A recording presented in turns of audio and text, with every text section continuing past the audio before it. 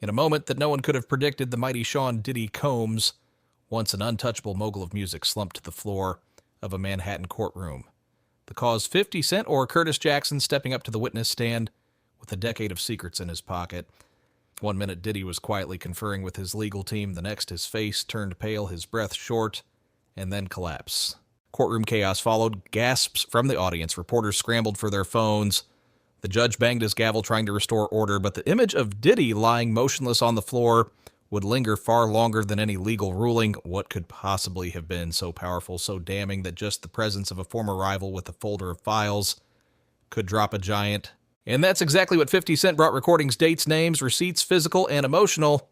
For years, people whispered about the dark side of Diddy's empire, but whispers don't win trials. Recordings do. And that's what Curtis Jackson had in hand. Minutes earlier, the courtroom was buzzing about whether 50 Cent would even be allowed to testify. Diddy's team insisted he wasn't on the original witness list.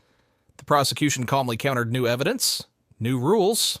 After a sidebar and a tense pause, the judge ruled objection overruled. Mr. Jackson, please proceed. What followed wasn't just testimony, it was revelation. I'm here to tell the truth, 50 Cent began. His voice wasn't theatrical, it was focused, measured, heavy. He described a moment many overlooked: a party in 2003, right after the MTV Awards.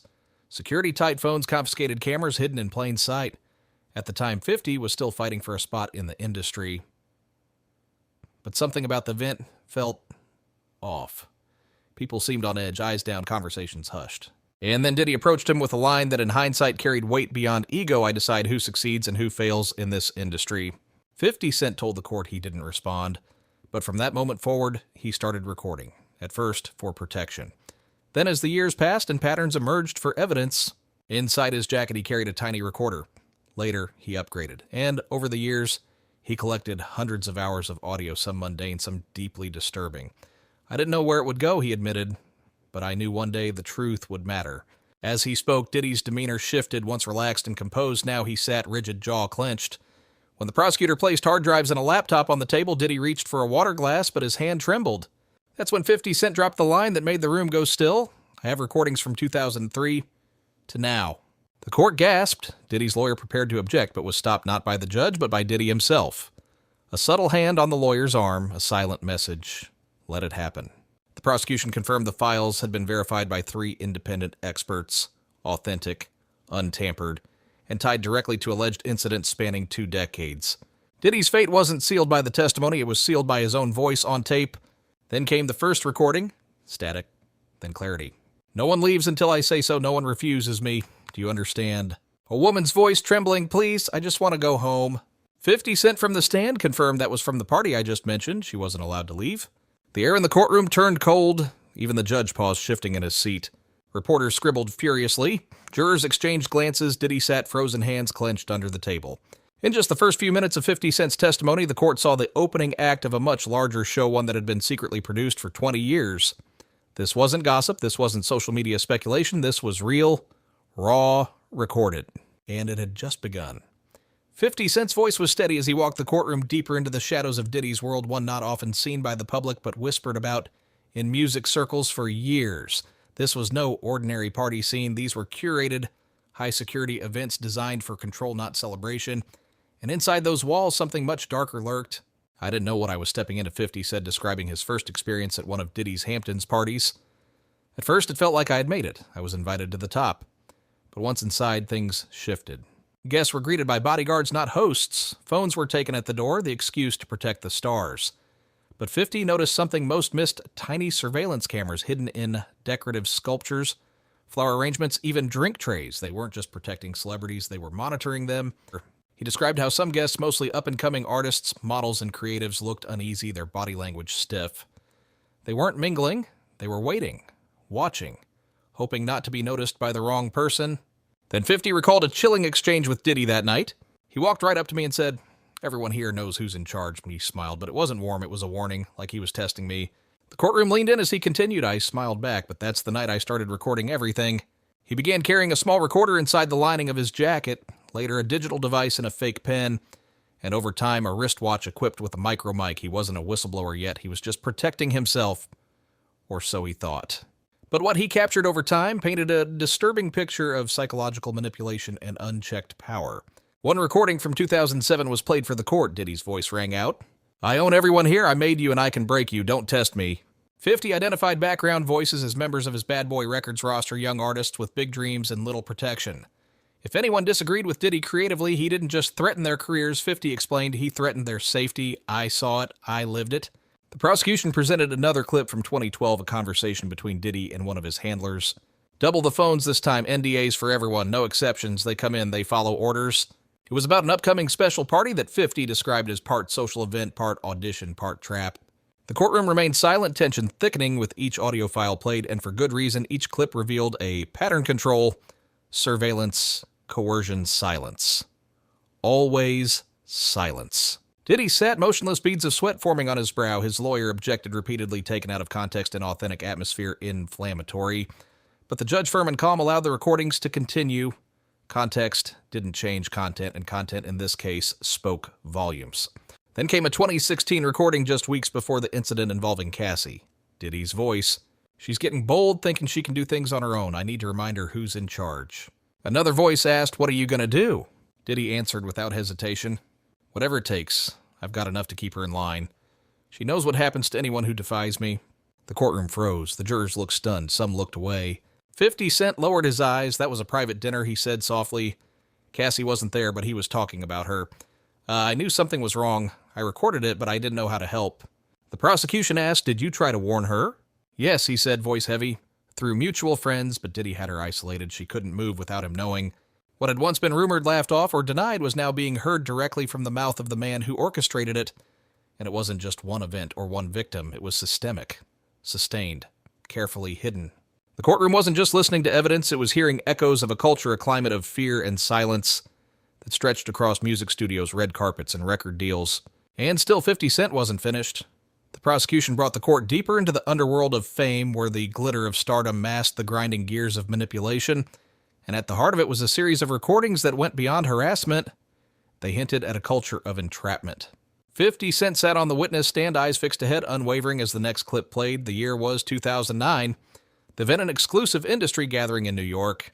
But what he described wasn't celebration, it was a scene pulled straight from a nightmare. There were girls there, he said. Some looked like they were barely hanging on, not just tired, like something was wrong. He hesitated, then added, they weren't there to party. They were being watched, managed. The courtroom shifted uncomfortably. 50's voice lowered. Some of them I recognized from music video shoots. They were young, new, eager, but they weren't smiling. The juror visibly winced as another recording began to play Diddy's voice again, this time behind a camera. Now I have something to keep everyone in line. That's how we stay connected. 50 Cent explained the horrifying realization that came with seeing himself in a video he didn't remember being part of. I wasn't just a guest. I was bait, or insurance, or both. Soon after that event, he received a call from a blocked number. A cold voice whispered, I know what you saw. Stay quiet if you want to succeed. Then came the package, no return address, inside a USB drive, footage from the party. His heart sank when he realized what it meant. He wasn't just a bystander, he was now in possession of something dangerous. And Diddy knew it. I didn't tell anyone, 50 admitted. I couldn't. My career was just starting. I'd survived being shot 9 times. I wasn't going to die from a whisper campaign. Still, the seed was planted. He began recording more actively, not just for self-protection, but for documentation. I had to prove what was happening because the industry was never going to protect anyone from him. The court then heard a 2014 recording. Diddy again laying out his philosophy. Money's not enough. Money runs out, fame fades, but fear that keeps people loyal. 50 Cent recounted how this mindset seeped into everything, studio sessions, contract negotiations, even friendships. Artists were elevated with gifts, praise, and lavish attention. Then suddenly iced out, discarded, or blacklisted if they stepped out of line. I saw careers vanish overnight, he said. People would disappear from charts, from invites from the culture, and no one dared ask why. His voice cracked with emotion. The message was always clear. This could happen to you. What the courtroom heard wasn't just about Diddy, it was about a machine. A system that rewarded silence, punished honesty, and buried the truth under platinum records and award show smiles. The prosecution asked why wait 10 years to come forward. 50 Cent's answer was simple. If I didn't have undeniable proof, I'd be labeled jealous, bitter, washed up. I knew how the media would spin it. I needed the kind of evidence they couldn't ignore. And when that video of Cassie came out, when I saw the world finally wake up, I knew it was time. That single moment, Cassie's video wasn't just a scandal, it was a signal that someone powerful could be held accountable. That silence had a breaking point. I called the FBI, 50 said. I gave them everything. It was time. The court saw a man who wasn't seeking revenge, but redemption. Not for himself, but for those who couldn't speak. As the recordings played on, one thing became increasingly clear: this wasn't about settling old beef. It was about stopping a cycle. And it was far from over. The courtroom lights dimmed slightly as the prosecution prepared the next round of evidence. This time, it was different. This wasn't just about manipulation or intimidation. It was about control, turning physical visible. Real. The video that changed everything was short, grainy, and brutal. It showed Diddy cornering Cassie Ventura in a hotel hallway, violently confronting her, while staff stood frozen nearby. It leaked online weeks before the trial, instantly sparking outrage. For most, it was the moment public perception shifted. For 50 Cent, it was confirmation. That wasn't an isolated outburst, he said, voice low. It was a pattern. He told the court that watching the footage felt like déjà vu. It reminded me of conversations I'd heard, things I'd recorded. It wasn't surprising, it was expected. 50 Cent's recordings picked up where the video left off. He handed over hard drives and transcripts of over a decade of audio, from private parties to boardroom conversations to quiet threats uttered under breath. He explained how after the Cassie video surfaced, he could no longer justify holding back. It could have been anyone, he said, even me, and if I kept quiet, I was part of the problem. Next came a series of recordings that linked directly to Cassie. One captured Diddy discussing her in disturbing terms. For she thinks she can walk away. She forgets who made her. I can take it all back. The court heard the voices of handlers, assistants, and even other artists, all reinforcing a culture where Diddy's word was final. If Cassie strayed, consequences followed. If others helped her, they were cut off. A 2017 clip played next. She's not scared enough. If she talks, it ends badly for both of us. 50 Cent confirmed the voice. That was him talking to someone on his team. I don't know who, but I knew what it meant. The defense team tried to paint the recordings as moments taken out of context. They argued that no one could prove what Diddy meant or intended. But the jury wasn't just hearing Diddy, they were feeling the weight of consistency, the pattern. And the most haunting moment came next, a 2016 dinner where Diddy was unknowingly recorded talking about loyalty and consequences. His tone was calm, calculated. The ones who stay silent get the most, the ones who fight back disappear. 50 Cent recalled that moment clearly. Cassie wasn't there, but we all knew he was talking about her. He said he tried to intervene subtly, safely, reaching out to her through friends, leaving hints. But Diddy's circle was airtight. She was completely isolated, he said. Any move I made could have put her in more danger. One of the prosecutors paused after that line, letting the silence stretch. It wasn't just testimony anymore. It was a confession from an industry witness to an industry cover-up. Then the courtroom heard the 2019 clip. Diddy again. I don't have to touch her. I just remind her what I have. The jury looked shaken. Some avoided eye contact with the defendant. Then just as the judge reached to call for a recess, Diddy stood abruptly. His knees buckled. His body gave out. For the second time, the courtroom watched one of the most powerful men in music fall physically, emotionally, and symbolically. Chaos erupted. Court officers rushed to his side. Paramedics were called. The judge ordered the room cleared. But no one could unsee it. The image of Diddy, once towering untouchable, collapsed beneath the weight of his own legacy. 50 Cent remained seated, unmoving, watching.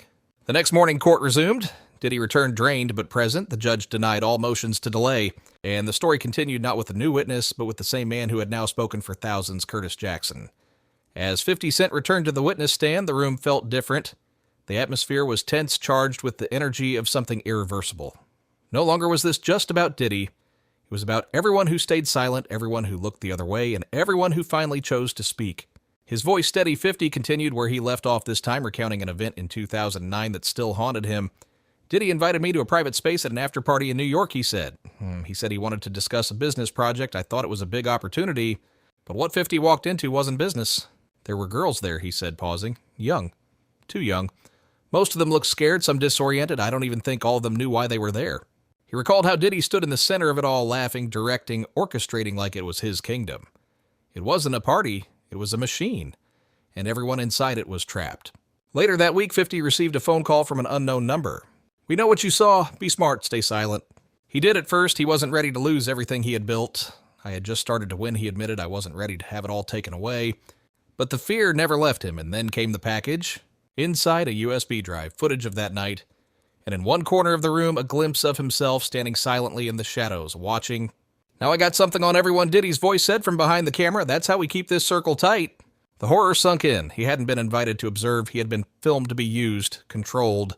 I realized that wasn't just about that one night, 50 said. It was about leverage, power. No one was exempt, not even me.